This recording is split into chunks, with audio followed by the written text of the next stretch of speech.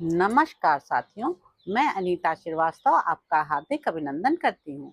श्रीमद् वाल्मीकि रामायण में आज का प्रसंग है भगवान विष्णु के तेज का इंद्र और वज्र आदि में प्रवेश, इंद्र के वज्र से वित्तासुर का वध तथा ब्रह्म हत्याग्रस्त इंद्र का अंधकार में प्रदेश में जाना।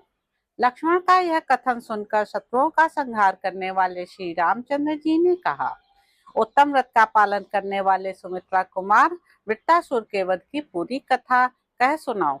श्री रामचंद्र जी के इस प्रकार आदेश देने पर उत्तम व्रत के पालक सुमित्रा नंदन लक्ष्मण ने पुनः उस दिव्य कथा को सुनाना आरंभ किया।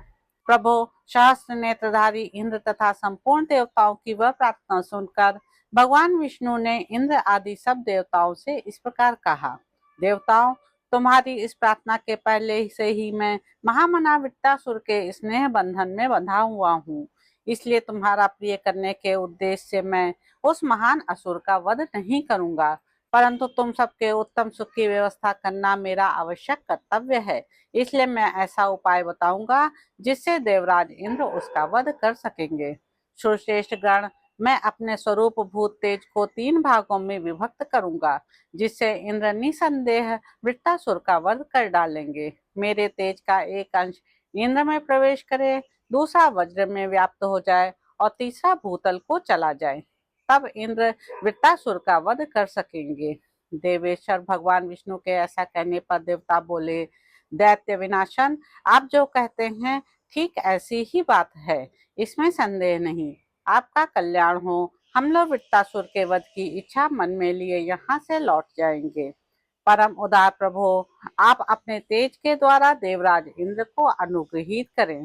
तत्पश्चात इंद्र आदि सभी महामनस्वी देवता उस वन में गए जहाँ महान असुर वृत्त तपस्या करता था। उन्होंने देखा असुर श्रेष्ठ वृत्तासुर अपने तेज से सब और व्याप्त हो रहा है और ऐसी तपस्या कर रहा है मानो उसके द्वारा तीनों लोकों को पी जाएगा और आकाश को भी दग्ध कर डालेगा।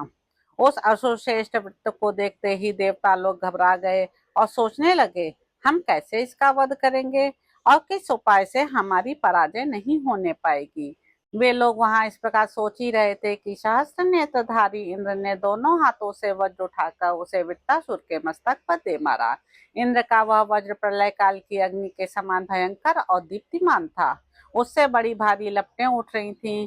उसकी चोट से कटकर जब वृत्तासुर का मस्तक गिरा, तब सारा संसार भयभीत हो उठा।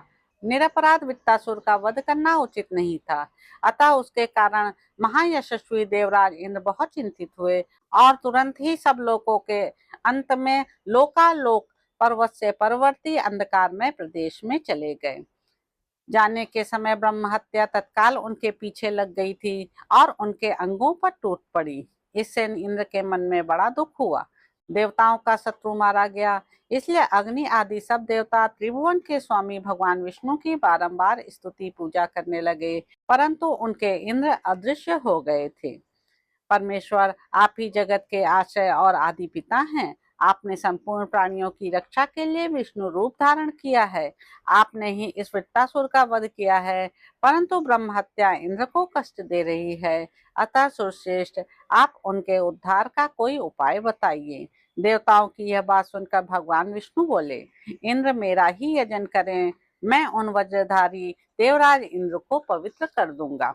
पवित्र अश्वमेध यज्ञ के द्वारा मुझ यज्ञ पुरुष की आराधना करके पाक शासन इंद्र पुनः देवेंद्र पद प्राप्त कर लेंगे और फिर उन्हें किसी से भय नहीं रहेगा। देवताओं के समक्ष अमृतमयी वाणी द्वारा उक्त संदेश देकर देवेश्वर भगवान विष्णु अपनी स्तुति सुनते हुए परम धाम को चले गए। तो इस प्रकार साथियों, उत्तर कांड में निहित 85वां सर्ग यहाँ पर समाप्त होता है। इसके अगले अंक में आप जानेंगे कि इंद्र के बिना जगत में अशांति तथा अश्वमेघ के अनुष्ठान से इंद्र का ब्रह्म हत्या से मुक्त होना।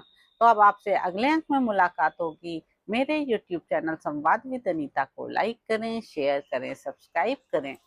धन्यवाद साथियों।